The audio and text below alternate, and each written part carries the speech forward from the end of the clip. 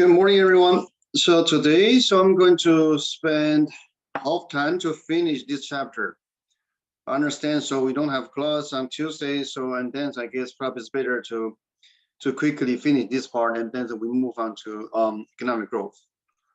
Just as a reminder, tomorrow, we have under CBA event, which is a seminar. So if you participate, and then you have the chance to earn this bonus point. Okay, so just go to your Canva to find out the details. All right, so let's just use these slides kind of summarize what we have learned. Oh, sorry, so not this slide, this one.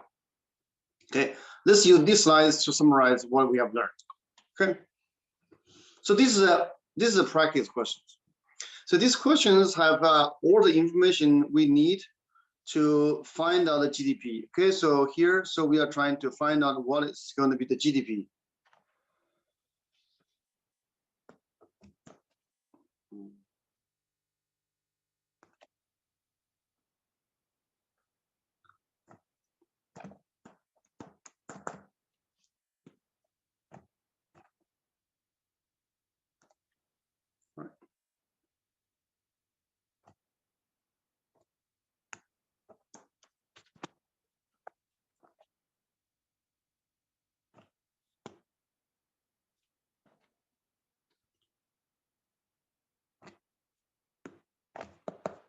Apologize. So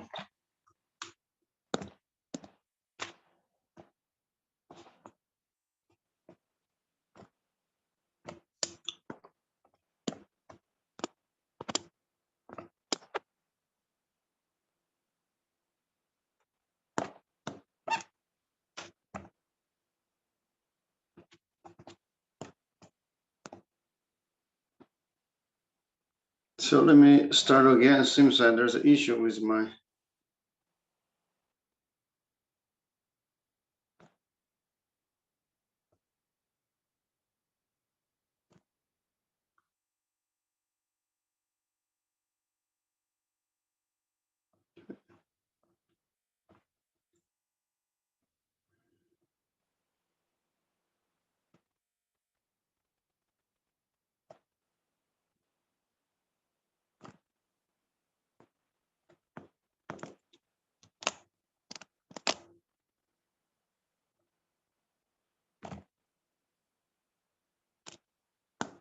Oh, okay. So now it works.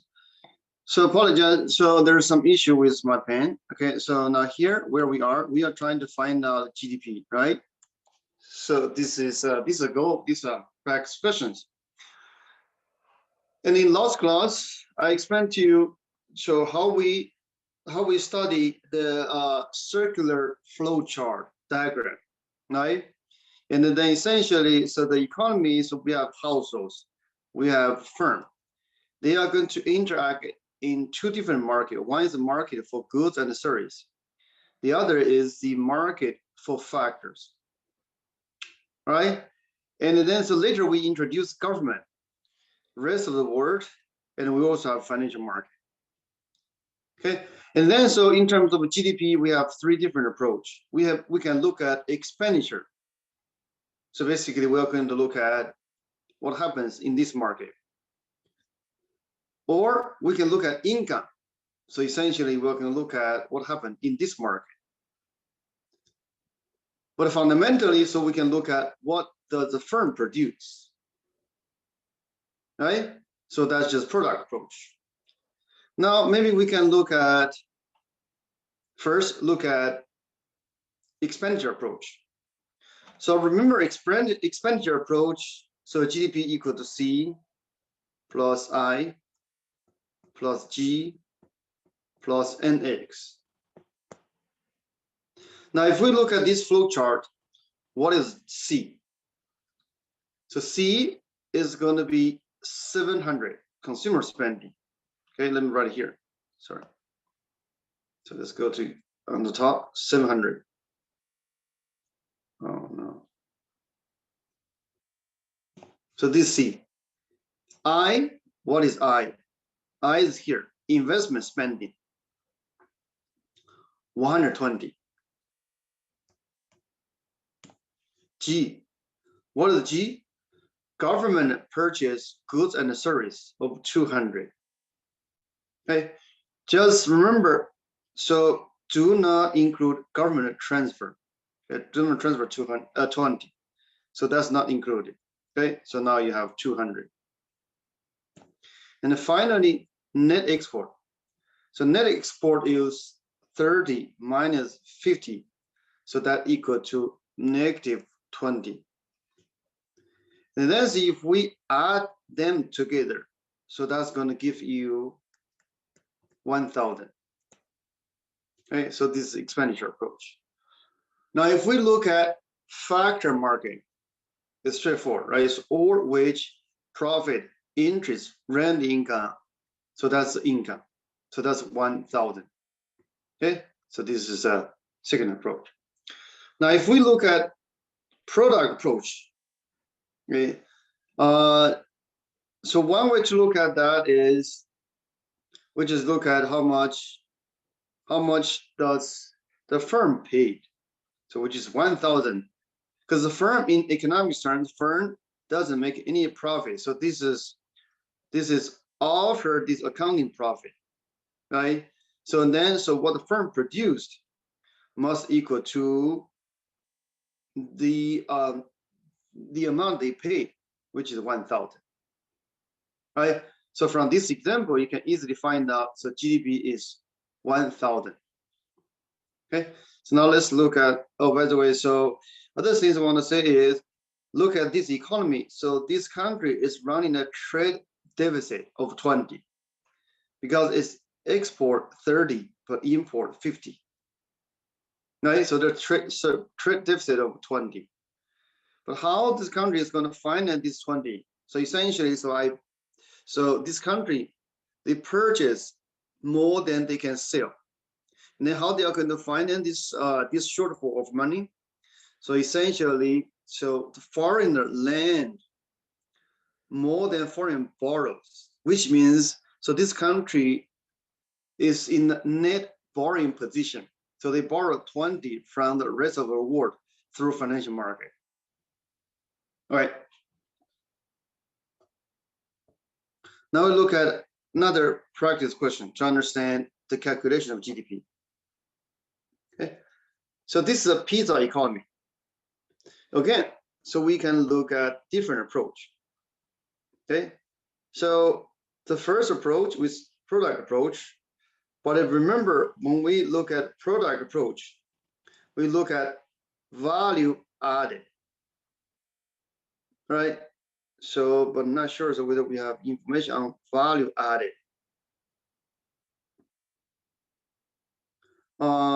No, so probably use income approach is better. So for this one, okay. So the income approach. Now we have, let's see. So we have 1, 2, 3, 4. Okay, we have 4 different business. Now in terms of income, the thing here is the sales tax. The sales tax. So you can't consider that as income. Okay. So what that means is, so say for example, so they pay $4,000 of sales tax. Okay. And then so this money goes to the government. Okay. So this kind of cost. Okay. But you cannot consider this as a income. Hence, you just add the rest of the items so they get the income. All right. So that's the only thing I want to highlight. So now let's move to the next slide. Suppose country A sells 100 million worth of goods and service to country B. B sell 50 million. And there are only 2 countries, net export. So now what is net export in this country? Okay. And then so clearly, so net export equal to, because they sell more than they import, right? So hence there's a net export of, wait, so net export, right? So A is correct. Okay. Actually, country A has a net export of 50. So that implies B must run in a deficit of 50. Okay.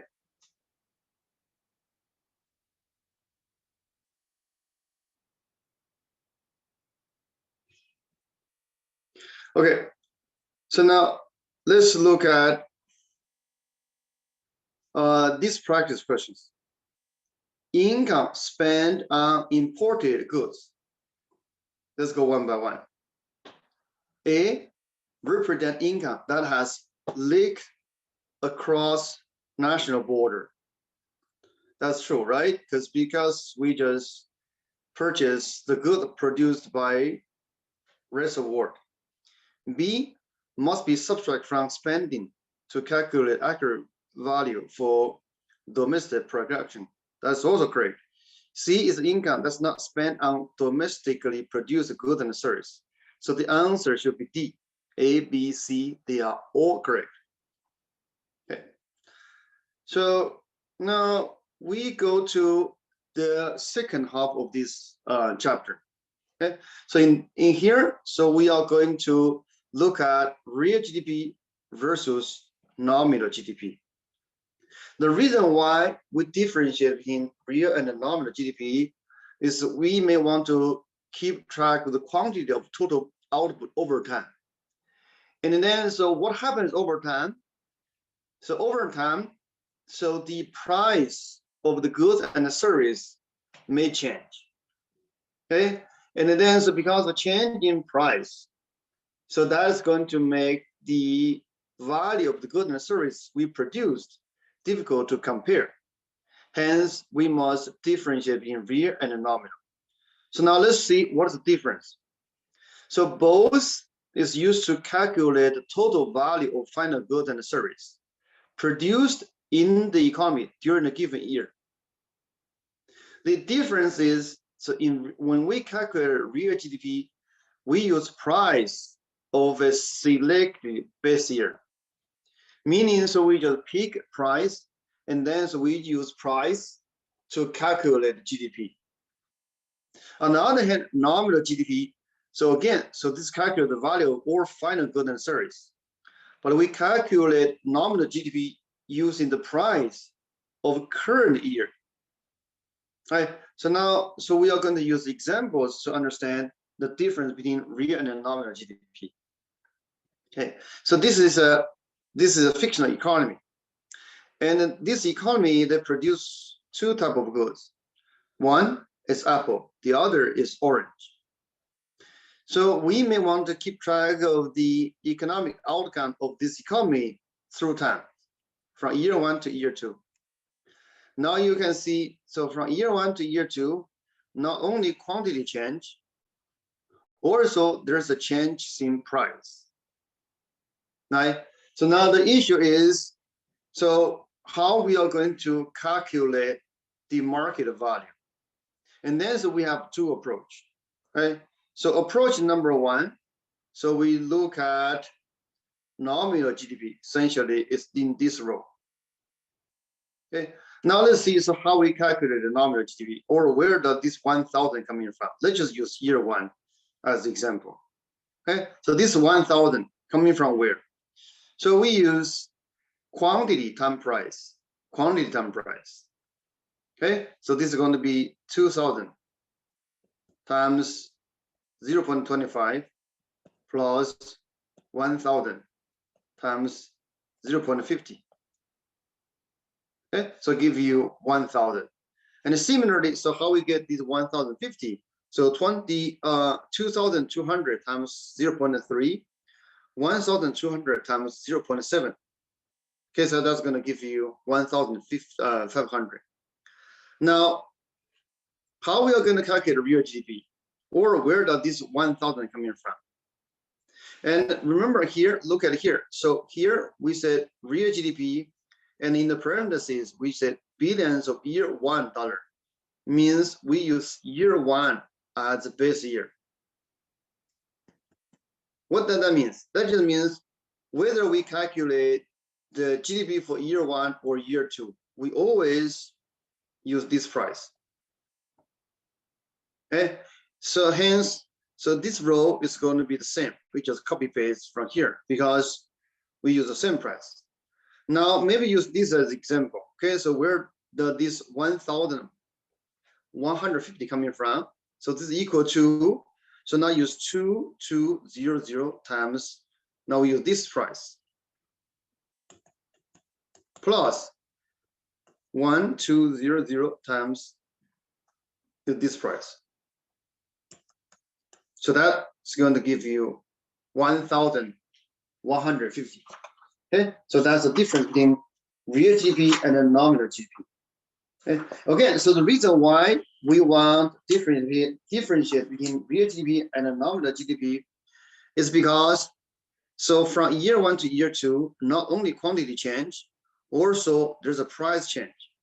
In order to keep track of the value of the goods we produced over time, so we need to find out a sensible way to compare, right?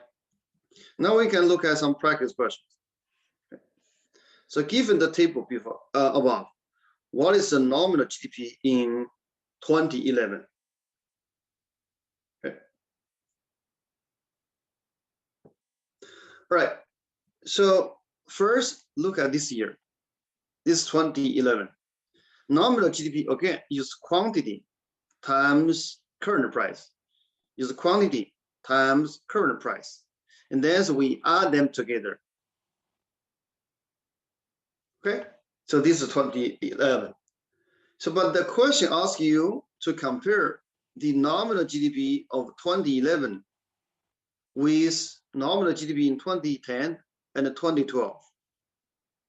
Okay, so the brute force way to do that is just calculate the nominal GDP for each year and then compare.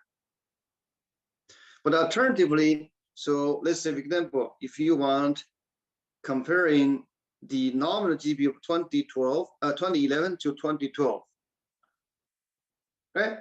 And then so obviously 2012 has higher nominal GDP. Why? Because for tractor, quantity is the same, but the price increase. For pizza, price the same, but the quantity increase. Hence, 2012 must have higher nominal GDP, right? But certainly you can just use a brute force way to find out nominal GDP and then compare. Okay. Now the same table, instead ask nominal GDP. So now this one asks you the real GDP. Okay. Again, so I'm going to tell you how to calculate real GDP. Okay, so look at real GDP 2011. But then, so read this, use 2010 as the base year. Meaning when you calculate the GDP of 2011, you use quantity here, but use price here. Use quantity here, but use price here. Okay, meaning 2011, the nominal GDP is going to be 5 times 10,000 plus 80 times 10. Okay, so we can do the same exercise to find out the real GDP of 2012 and real GDP of 2010.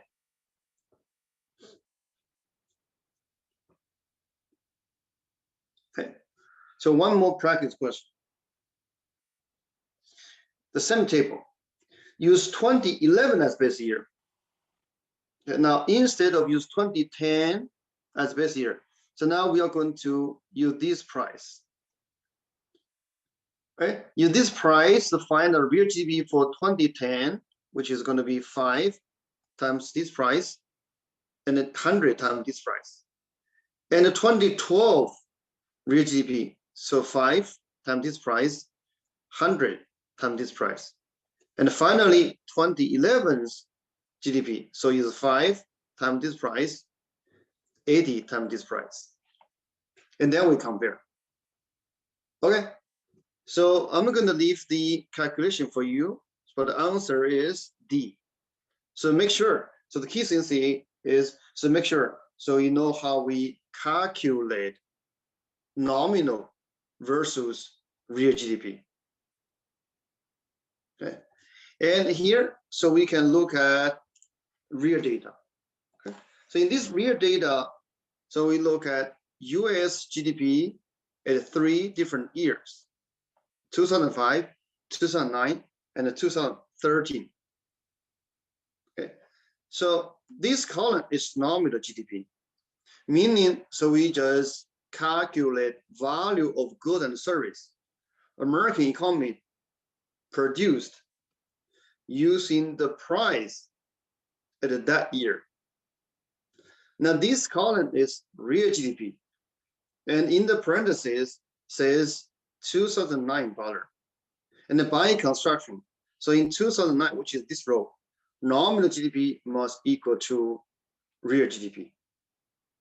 And then furthermore, if we compare nominal versus real, and you can see 2005, nominal GDP is less than real GDP, and in 2013, nominal GDP is bigger than real GDP. And then so clearly this reflects price change, and particularly price increase from 2005 to 2009, and the price further increase from 2009 to 2013. Okay. Now, in reality,